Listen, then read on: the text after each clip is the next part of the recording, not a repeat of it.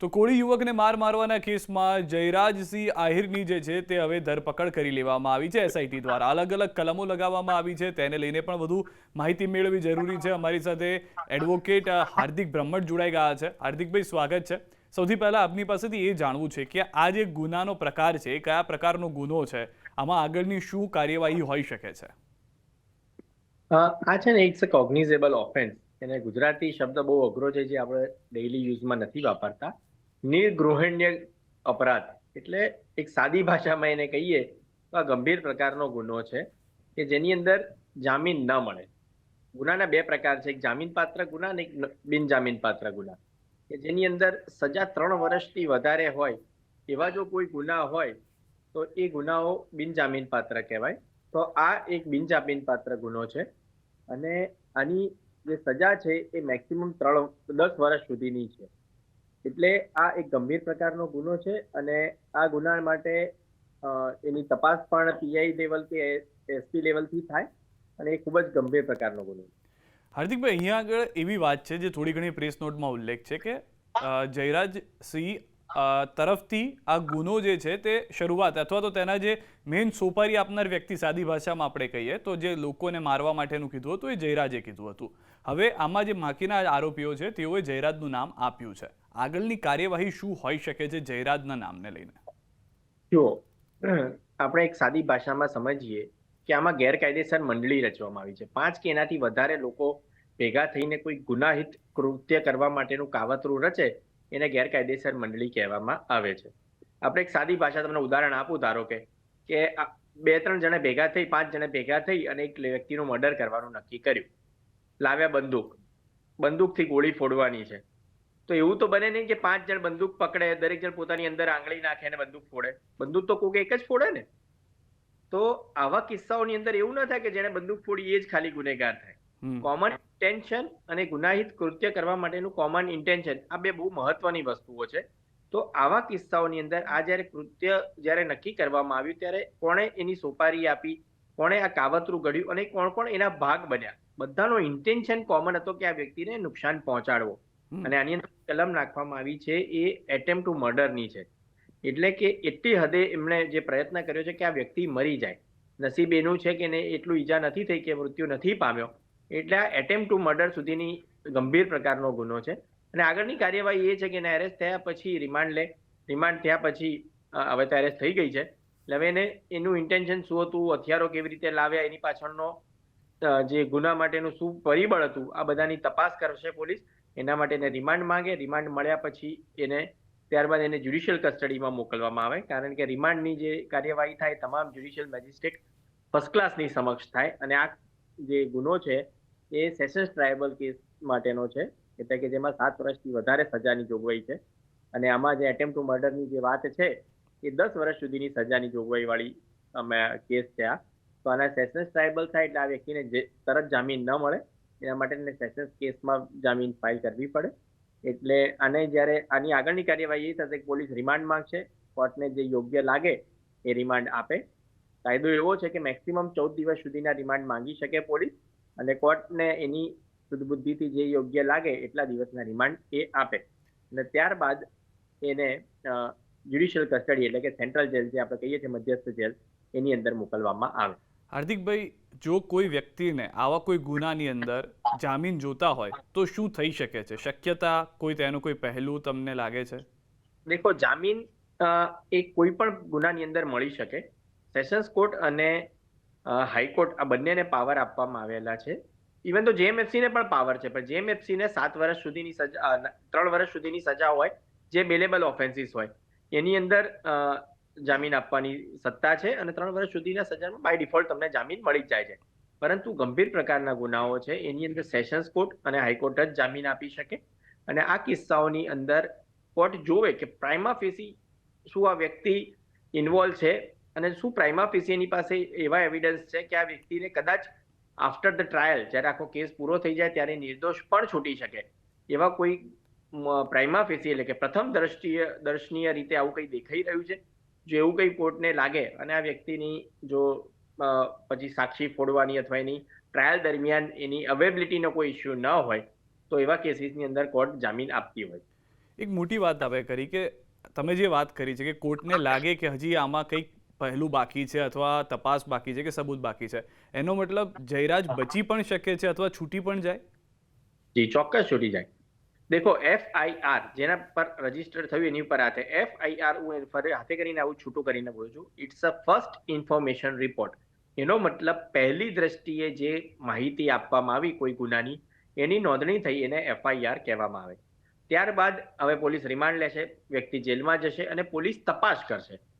90 દિવસની અંદર પોલીસ સંપૂર્ણ સાક્ષીઓના તપાસ, જુબાનીઓ લેશે, એવિડન્સ ભેગો કરશે, હથિયારો ભેગા કરશે અને આ બધું કર્યા બાદ એ એક ચાર્જશીટ રજૂ કરશે. એ ચાર્જશીટ કોર્ટની અંદર રજૂ કરવામાં આવશે અને ત્યારબાદ ટ્રાયલ ચાલુ થશે.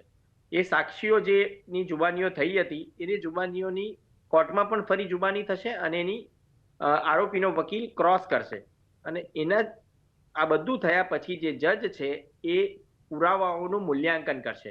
એની સામે આવેલા જે એવિડન્સ છે, જે મૌખિક પ્રકારના હોય, ડોક્યુમેન્ટરી એવિડન્સ હોય અથવા જે આ મુદ્દામાલ હોય, કે હથિયારો જે વપરાયા છે, એ તમામનું મૂલ્યાંકન કરશે જે એમની સામે પુરાવાયા છે. અને ત્યારબાદ જો તે સંપૂર્ણ બધું આવ્યા પછી બિયોન્ડ રિઝનેબલ ડાઉટ, એટલે કે સંપૂર્ણ નિષ્પક્ષ રીતે અથવા ડાઉટ વગર જો એવું સાબિત થાય આ પુરાવાથી કે આ વ્યક્તિ ગુનેગાર છે, તો એવા કિસ્સાઓની અંદર સજા પડે, અધરવાઇઝ એને છોડી મૂકવામાં. અહીંયા આગળ હાર્દિકભાઈ, અત્યાર સુધીમાં જે રીતની પરિસ્થિતિ છે તો એવું માનીને ચાલો કે અત્યારના ખાલી સંડોવણી છે તેવું જ રજૂ થઈ શકે કે મુખ્ય આરોપી છે તેવું પણ એ રજૂ કરી શકે, કઈ રીતે હોઈ શકે? તો આરોપી છે, મુખ્ય આરોપી, અને એવું કઈ કન્સેપ્ટ એકચ્યુઅલ કોર્ટની અંદર છે નહીં. આરોપી સંપૂર્ણ, આની જ્યારે મંડળી, ગેરકાયદેસર મંડળીની વાત કરવામાં આવી એટલે તમામનો ઇન્ટેન્શન કોમન છે. મેં જેમ પેલી ઉદાહરણ આપી, બંદૂકમાં એક આંગળી નાખે કે બધા આંગળી નાખે, વ્યક્તિ તો એક જ ફોડ હતી, એવું ના કહેવાય કે એને એકલાને સજા કરો બાકી બધા છૂટી જાય. એટલે કાવતરું કોણે રચ્યું, ઇન્ટેન્શન શું હતો અને કોનું કેટલું હતું, ગ્રીવિયસ તમારો રોલ શું હતો, એના ઉપર નક્કી કરવામાં આવે. આ બહુ વહેલું કહેવાય કે તમને શરદી થઈ છે તો નક્કી ન થઈ શકે કે તમને નિમોનિયા થશે કે નહીં. આ એવું છે કે હાલ FIR થઈ છે, હજી ઇન્વેસ્ટિગેશન બાકી છે, આખું ચાર્જશીટ બાકી છે અને એના ત્યારબાદ એના પછીનું આખું ટ્રાયલ બાકી છે. એટલે હાલ કઈ ના કહી શકાય કે શું થશે. એક નાનકડી ખાલી આપની પાસેથી એ પણ જાણકારી લેવી છે. મેં મારી પાછળ છે ને એવી આ ગુનામાં સંભવિત સજા કેટલી થઈ શકે એને લઈને કેટલીક કલમો છે, ખાલી હું આપને એક વખત વાંચી સંભળાવું છું, કેમ કે આપને તો ખ્યાલ હશે. BNS 109(1), BNS 115(2), BNS 117(2), BNS 118(1), BNS 189(2), BNS 190, BNS 191, 1(2), BNS 352, BNS 324(4) અને GP એક્ટ 135. આ બધામાં એવું છે કે હથિયાર જાહેરનામાનો ભંગ, મિલકતને નુકસાન અથવા ચોરી સંબંધિત ગેરરીતિ, જાહેરમાં સુલેહ શાંતિ ભંગ કરવાને લઈને છે, હુલ્લડ, ગેરકાયદે મંડળીના દરેક સભ્યોનો સમાન ઉદ્દેશ, જે આપણે વાત કરી, ગેરકાયદે મંડળીનો સભ્ય હોવું, ભયજનક હથિયારો વડે ઈજા પહોંચાડવી, ગંભીર ઈજા પહોંચાડવી, જાણી જોઈને ઈજા પહોંચાડવી અને હત્યાનો પ્રયાસ. આ બધી કદાચ કલમો પ્રમાણેનું છે, સામાન્ય વ્યક્તિને ખ્યાલ આવે. હવે આ જે બધા ગુનાઓ જે લગાવવામાં આવ્યા છે એ પ્રમાણેનું શું જોઈ રહ્યા છો આપ? જો જ્યારે કેટલી બી કલમો અલગ લગી, આમાં બે એક્ટ છે. એક BNS છે, એટલે જે આપણે જૂનો IPC કહેતા હતા, એટલે કે જેની અંદર ગુનાઓની વાત કરવામાં આવે, ક્રિમિનલ ઓફેન્સીસ જે આપણે કહીએ છીએ. અને બીજી એક GP એક્ટ છે, ગુજરાત પોલીસ એક્ટ. એની અંદર હથિયારોનું જાહેરનામાનો ભંગની વાત છે. એક જ સેક્શન એની હોય 35 જે છે, કે જેની અંદર હથિયારનું જાહેરનામું બહાર પાડવામાં આવેલું હોય કલેક્ટરે કે હથિયાર કોઈ ના વાપરી શકે ને ન રાખી શકે, એ વાત આવે. હવે નાના ગુનાઓ છે, મંડળી રચવી તો એ પણ એક ગુનો છે, હથિયાર વાપરવું ગુનો છે, ગ્રીવિયસ હર્ટ એ એક અલગ ગુનો છે અને હત્યાનો પ્રયાસ એ અલગ ગુનો છે. પણ એમાં જે મેક્સિમમ સજા હોય, બીજી બધી સજાઓ જ્યારે તમને કરવામાં આવે બધી સેક્શનમાં, જ્યારે આફ્ટર ધ ટ્રાયલ તમે શેમાં ગુનેગાર સાબિત થાવ છો, આ બધી સજાઓ ભોગવવાની સાથે હોય. એટલે એમ ગણી શકાય કે મેક્સિમમ સજા 10 વર્ષની છે જે આની અંદર આપવામાં આવી છે હત્યાના પ્રયાસમાં. તો એની અંદર નીચેની તમામ સજાઓ એ ભોગવવાની સાથે સાથે ભોગવી દેવામાં આવે. એટલે જે મેક્સિમમ સજા છે એના ઉપર જ નક્કી થાય કે એનો બેલ કેવી રીતે મળશે, કઈ કોર્ટ એનું જ્યુરિડિક્શન આવશે. એ કિસ્સાઓની અંદર આમાં મેક્સિમમ 10 વર્ષ સુધીની સજા છે. એટલે it's a sessions triable case અને આની તપાસ પણ SP અધિકારી કે DYSP અને PI કક્ષાના લોકો જ કરશે. એક હાર્દિકભાઈ, સામાન્ય વ્યક્તિ તરીકે એવો સવાલ મને થઈ રહ્યો છે કે જેમ તમે કીધું કે 10 વર્ષની સજા, હવે જે BNS 109(1) છે, હત્યાનો પ્રયાસ, કદાચ મારા ખ્યાલથી એટેમ્પ્ટ ટુ મર્ડર સૌથી મોટી એક કલમ જે આમાં છે, એ આરોપી જે છે એ ખુદ એવો પ્રયત્ન કરી શકે અથવા એના વકીલ એવો પ્રયત્ન કરી શકે સમજાવવાનો કે ડિફેન્સમાં કે અમારો ઉદ્દેશ ખાલી ડરાવવા પૂરતો હતો, ધમકાવવા પૂરતો હતો, મર્ડર પૂરતો નહીં? જુઓ, એ ચોક્કસ થઈ શકે એવું, પણ એ બધું ક્યારે આવે કે જ્યારે ટ્રાયલની અંદર આવે. હાલ પ્રથમ દર્શનીય રીતે તો તમે જેને ઈજા થઈ એ ઈજાથી મૃત્યુનો પ્રયાસ છે એ સ્પષ્ટ દેખાઈ આવે છે. એ વસ્તુથી એટલું સાબિત થાય છે કે આ એટેમ્પ ટુ મર્ડરનો કેસ છે. હવે એટેમ્પ ટુ મર્ડરમાં એની એટલી ગ્રીવિયસ હર્ટ હતું કે નહીં, એ વાઇટલ પાર્ટ્સ ઓફ બોડી હતું કે નહીં.